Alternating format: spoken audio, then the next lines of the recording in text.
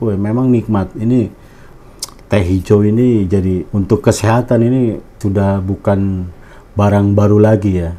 Di Ranca Bali, ada yang di Wonosari, Malang, ada yang di Simalungun, Sumatera Utara. Jawa Barat saya rasa banyak ya.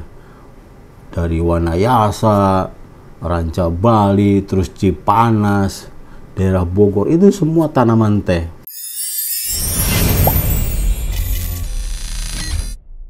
Selamat jumpa lagi dengan saya Ermain. Sahabat Mutiara, kali ini saya akan curhat sedikit nih.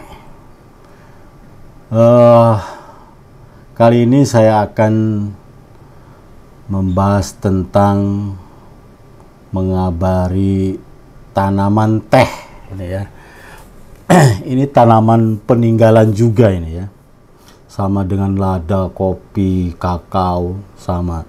Itu peninggalan di zaman Belanda dulu.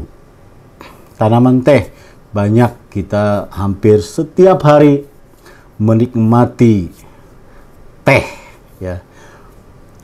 Ya, yang terkenal sih ya untuk kesehatan itu teh hijau ya.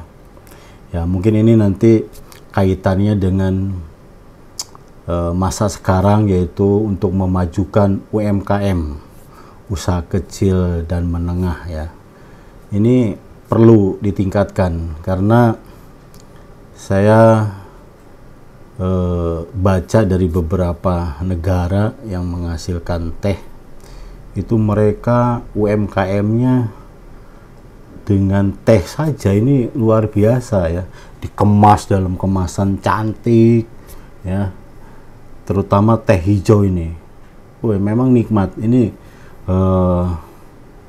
teh hijau ini jadi untuk kesehatan ini sudah bukan barang baru lagi ya.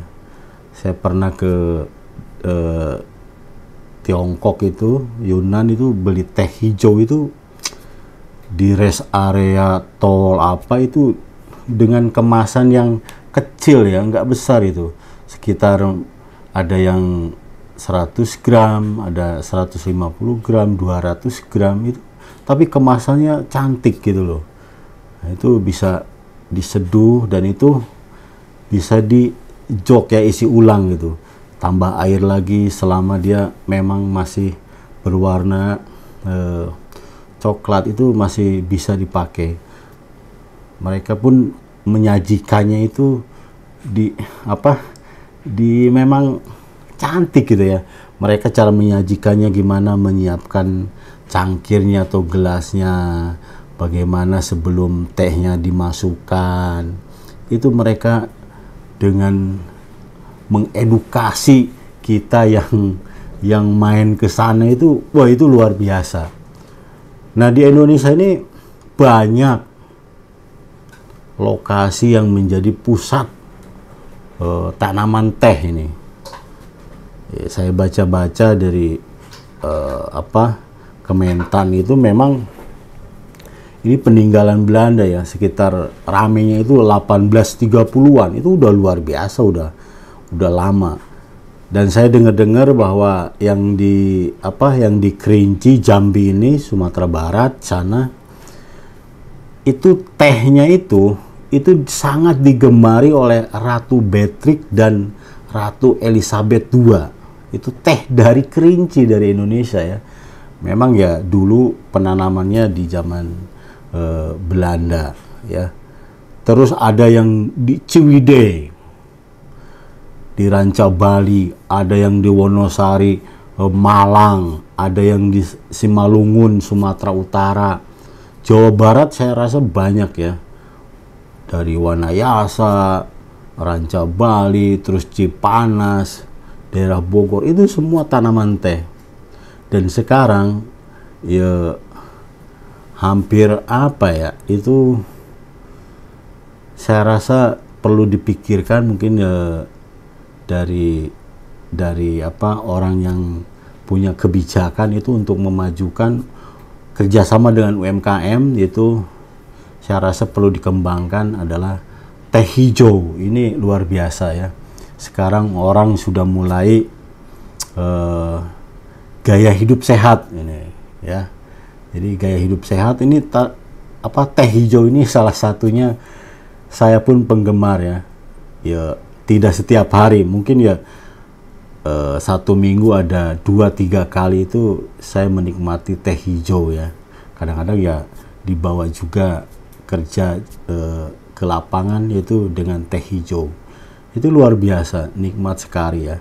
Nah ini dengan penataan dan kebijakan yang harus diperhatikan oleh pemerintah, yaitu kerjasama dengan UMKM, dibikin kemasan yang ciamik, yang epic, bagus sekali. Saya rasa nanti pusat-pusat wisata itu harus dipasarkan di situlah. Apalagi dengan mengedukasi bagaimana cara menyajikannya, seperti di Tiongkok itu, luar biasa. Saya pun baru tahu bagaimana cangkirnya harus disiapkan, disiram dulu air panas, terus tehnya dimasukkan. Harus diedukasi seperti itu. Dan sekarang pemerintah lagi menggalakkan pusat-pusat destinasi wisata baru ya. Ya ini satu kesempatan saya rasa untuk nanti produksi UMKM teh hijau ini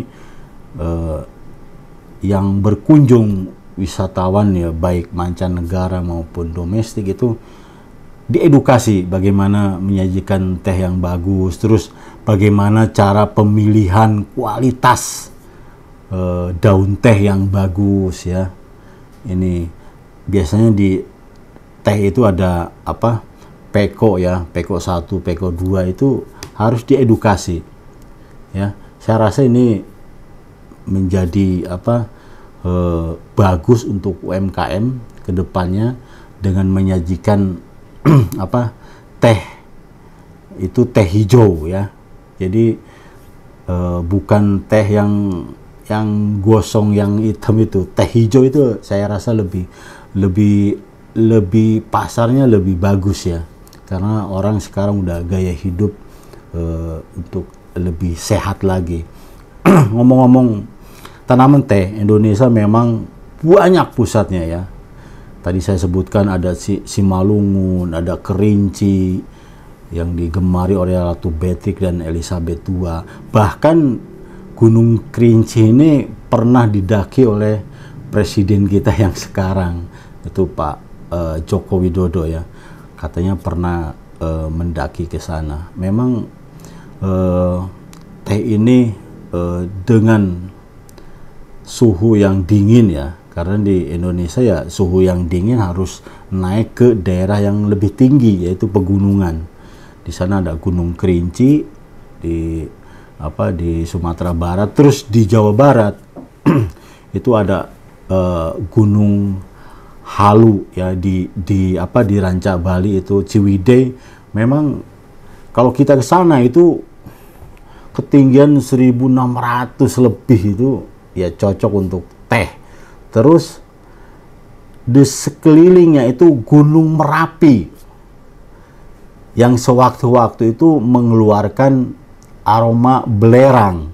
Nah ini belerang fungsinya sulfur memang untuk memproduksi minyak atsiri, atau kalau di teh itu ya wanginya itu ya dari belerang itu, dari unsur belerang itu, termasuk wangi dari bawang merah itu ya unsur belerang memang berperan penting.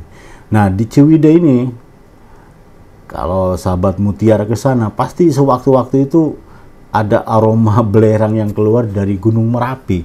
Nah ini ya berguna untuk tanaman ya, khususnya tanaman teh. Nah ini makanya aromanya akan lebih bagus ya, walaupun tanaman teh ini mungkin pemupukannya nggak seintensif tanaman hortikultura. Tapi pusat-pusat tanaman teh di Indonesia banyak sekali, dan itu dikembangkan oleh dulu kerajaan Belanda memang sekitar 1830-an. sampai 1870-an itu dikembangkan ya. Ya mereka memang ya dulu nggak punya lahan yang luas di Indonesia, lahannya berhektar-hektar, beribu-ribu hektar, maka mereka kembangkan tanaman teh salah satunya. Banyak tanaman perkebunan yang lain yang dikembangkan di Indonesia melalui kerajaan Belanda dulu. Tanaman teh ya. Saya sedikit untuk Ciwidey ini ya. Dengan ketinggian 1.600 lebih, ternyata memang dikembangkan yaitu 1830-an. Nah ini 1830-an, dan di sekelilingnya itu banyak gunung Merapi yang mengeluarkan tadi aroma belerang. Nah, tapi memang perkebunan yang paling luas, yang terluas lah di Indonesia itu ya Kerinci termasuk, terus Simalungun ya, Sumatera Utara. Di sana juga banyak gunung Merapi, makanya aroma tehnya itu nggak kalah dari negara lain ya. Sampai Kerinci itu ya itu tadi digemari oleh orang-orang Eropa. Sekali lagi bahwa kita dorong terus UMKM ini untuk mengembangkan teh hijau dengan kemasan yang apik, yang bagus. Itu pusat-pusat destinasi wisata nanti di sanalah dipasarkan. Di sana itu sampai ke rest area di jalan tol itu mereka pasarkan dengan kemasan jangan terlalu besar ya. Mungkin 100 atau 150 gram, tapi kemasannya didesain dengan bagus. Itu luar biasa, menjadi oleh-oleh untuk wisatawan baik domestik maupun luar negeri. Sekali lagi ini untuk pemangku kebijakan, saya rasa harus didorong terus ya UMKM untuk mengembangkan teh hijau ini khususnya. Saya senang dengan teh hijau ya. Sekarang orang sudah tahu bagaimana gaya hidup sehat supaya lebih sehat lagi. Dengan teh hijau ya salah satunya itu badan jadi seger, enak ya. Oke, mungkin itu kabar dari saya. Mudah-mudahan bermanfaat. Wassalamualaikum warahmatullahi wabarakatuh. Salam Mutiara.